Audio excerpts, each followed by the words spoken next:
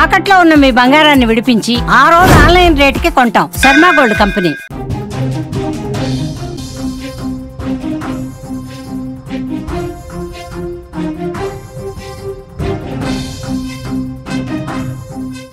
ఈడీని ఆపండి, మోడీతో కల్పించండి, మా పార్టీని విలీనం చేస్తాం, మా కవితని జైలు నుంచి బయటకు తీసుకురండి.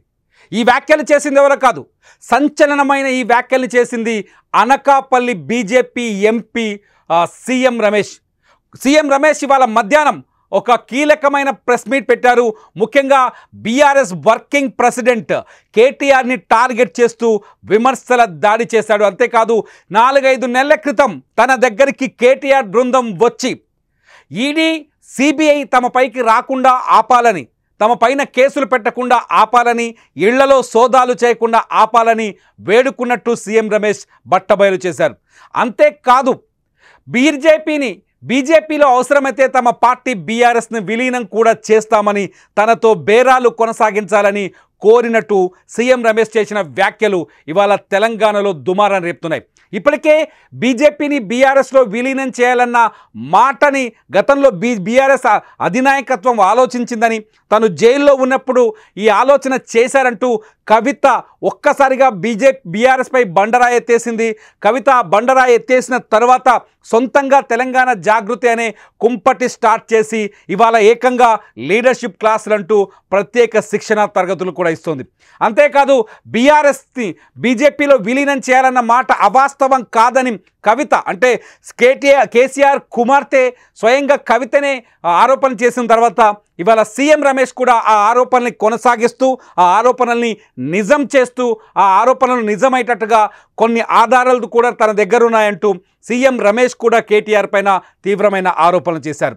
కవిత జైల్లో ఉన్నప్పుడు, కవిత జైల్లో లిక్కర్ స్కామ్లో, ఢిల్లీ లిక్కర్ స్కామ్లో విచారణ ఎదుర్కొన్న సమయంలో తన దగ్గరికి కేటీఆర్ వచ్చారని, తనతోని చర్చించారని, కవితని విడిపించేందుకు ప్రయత్నాలు చేయాలని, అవసరమైతే పార్టీని బీఆర్ఎస్లో కలిపేందుకు సిద్ధంగా ఉన్నామని, ఈ అంశాల్ని బీజేపీ అధినాయకత్వం దృష్టికి తీసుకెళ్లాలని సీఎం రమేష్ను కోరినట్టు తనే స్వయంగా ప్రకటించారు. అంతేకాదు తాము పాల్పడిన అవినీతికి వ్యతిరేకంగా విచారణ జరగకుండా, ఈడీ రాకుండా, సిబిఐ రాకుండా ఆపాలని కూడా సీఎం రమేష్ని ఆయన రిక్వెస్ట్ చేసినట్టు, కేటీఆర్ రిక్వెస్ట్ చేసినట్టు సీఎం రమేష్ చేసిన వ్యాఖ్యలు ఇప్పుడు తెలంగాణ రాజకీయాల్లో తీవ్ర దుమారాన్ని రేపుతున్నాయి.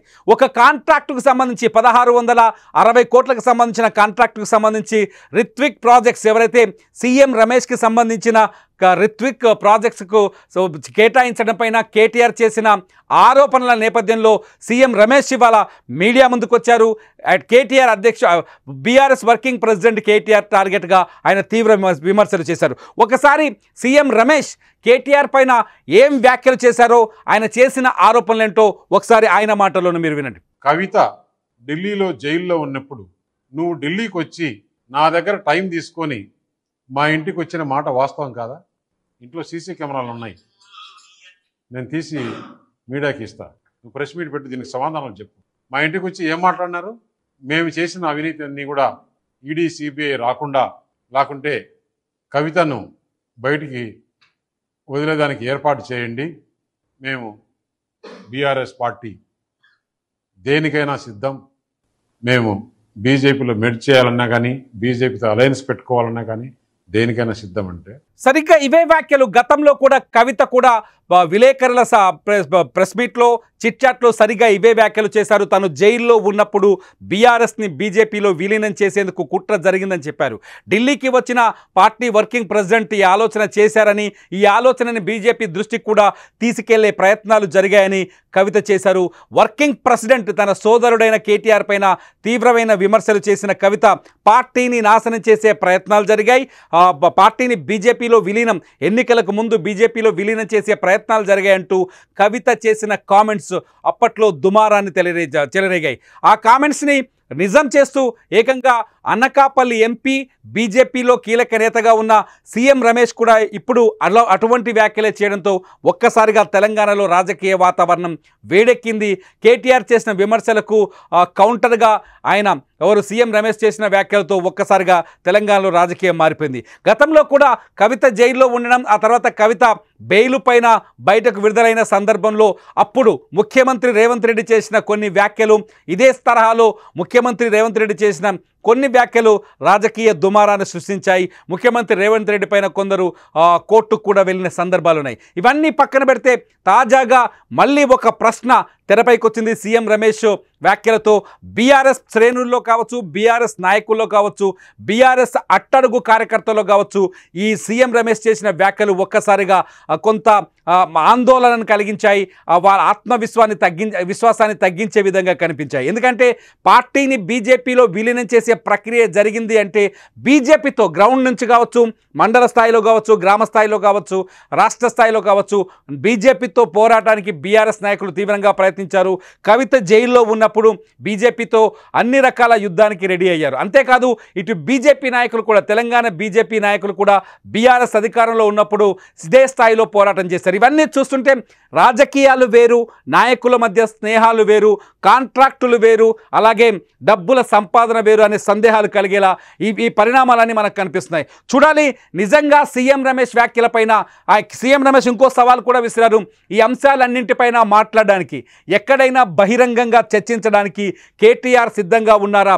హైదరాబాద్లో నేను ఎక్కడికి రమ్మంటే అక్కడికి వస్తాను, ఎక్కడ మాట్లాడమంటే మీడియా ముందు అక్కడ మాట్లాడతాను, ఇద్దరం కలిసి ఎదురెదురుగా కూర్చొని చర్చిద్దామంటూ సీఎం రమేష్ ఈ వ్యాఖ్యలు చేయడంతో ఒక్కసారిగా నిజంగా బీఆర్ఎస్ని బీజేపీలో కలిపే ప్రయత్నం జరిగిందా అనే మాటకి మళ్ళీ పురుడు పోసినట్టయింది.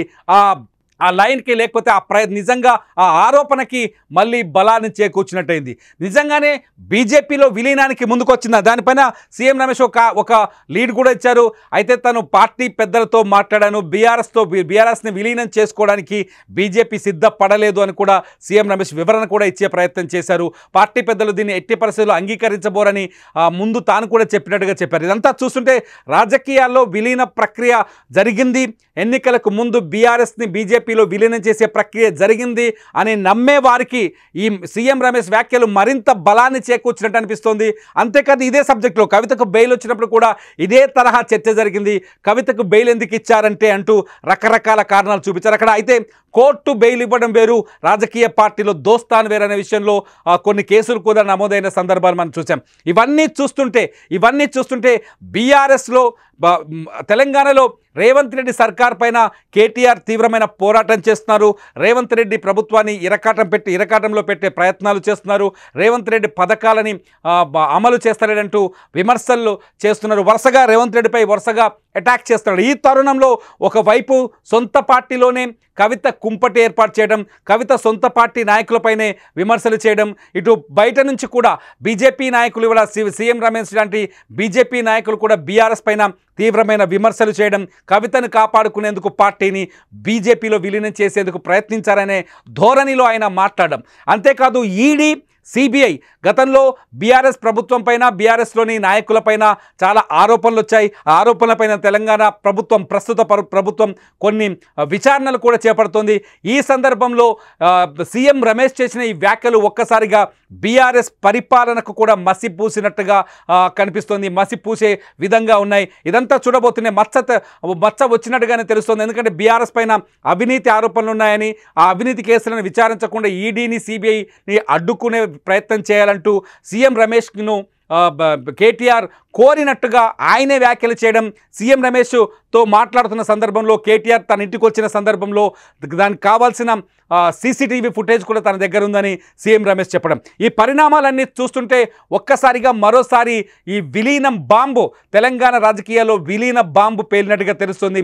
ఈ విలీన బాంబుపై బీజేపీ నాయకులు ఎటువంటి సమాధానం చెప్తారు, అట్లాగే బీఆర్ఎస్ నాయకులు ఎటువంటి సమాధానం చెప్తారనేది ఇప్పుడు అతిపెద్ద ప్రశ్నగా మారింది. ఇదంతా పక్కన పెడితే నిజంగానే నిజంగానే ఈడీ సిబిఐ రాకుండా కొంత రాజకీయ ప్రయత్నాలు ఏవైనా చేశారా బీఆర్ఎస్ నాయకులు అనే ప్రశ్న కూడా ఇక్కడ ఉత్పన్నమవుతుంది. దీంతో ఈ ప్రశ్నకు కూడా సమాధానాలు చెప్పాల్సిన అవసరం ఏర్పడింది. ఇవాళ సీఎం రమేష్ ఇవాళ మొత్తంలో తెలంగాణ రాజకీయాల్లో అనకాపల్లి ఎంపీ, ఆంధ్రప్రదేశ్ సంబంధించిన అనకాపల్లి ఎంపీ సీఎం రమేష్ చేసిన వ్యాఖ్యలు ఊహించని దుమారాన్ని సృష్టించాయని చెప్పాలి. బీఆర్ఎస్ పూర్తిగా ఎరకాటంలో పడిపోతుందా, లేకపోతే సీఎం రమేష్కి సమాధానం చెప్పే ప్రయత్నం చేస్తుందా అన్నది ఆసక్తికరంగా మారుతుంది. మీరేమనుకుంటున్నారు? నిజంగానే బీజేపీలో బీఆర్ఎస్ని విలీనం చేసే ఆలోచన జరిగిందని మీరు భావిస్తున్నారా? కేటీఆర్ పైన సీఎం రమేష్ చేసిన వ్యాఖ్యలపై మీ అభిప్రాయం ఏంటి? ఈ వీడియో కింద కామెంట్ చేయండి. పొలిటికల్ అప్డేట్స్ కోసం కూడా చూస్తూనే ఉండండి సుమన్ టీవీ డిజిటల్ లైవ్, అట్లాగే సుమన్ టీవీ లైవ్.